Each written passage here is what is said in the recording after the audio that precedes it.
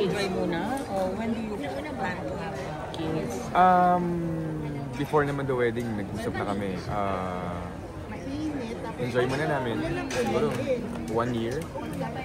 Enjoy muna namin buhay bilang mag-asawa. And then after that, saka kami. Pag binigyan ni Lord, mas masaya. Pero enjoy muna namin. Nga, ilang vaccine na kausap ni Shira, parang gusto niya talaga maging mommy. Yes. Sabi niya yun eh. So mga ilang kids na naisip niyo na ba yun? Yes, napag-usapan na rin namin kung ilan. 2 or 3. 2 or 3. And marriage advice na parang tinipressure niyo ngayon? Happy wife. Happy life. Yun.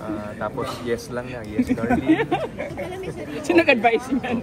Okay, darling. Yung mga tito niya na from America na nakasama namin, umuwi from States para lang sa kasal namin.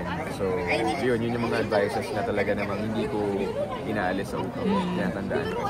Kasi tama naman talaga yun. Tsaka, ngayon parang naisip ko lagi, yun nga, kahit hindi pa kami kinasal, yun ang gusto ko lagi siyang masaya. Kasi mas masarap magtrabaho, mas masarap tumawa kapag masaya yung partner mo. So, ako talaga, gaya nung sinabi ni Shira dun sa wedding vow niya na hindi nagbago yung gusto ko masaya lang siya lagi. So hanggang ngayon, ganun yung gusto kong gawin kasi na-realize ko, tumatak pa na sa kanya. Na-appreciate niya pala yung ginawa ko. Message na lang for people or the public na yung parang they saw you as an inspiration na posible pala. Unang-una, maraming salamat. Kumbaga, hindi naman namin talaga sinet namin siya kasi gusto namin reason or something.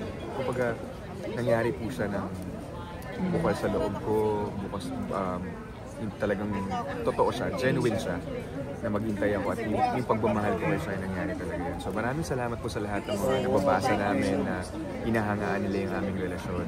And sana po makapag-open to ng eyes sa ibang papasok sa isang relasyon.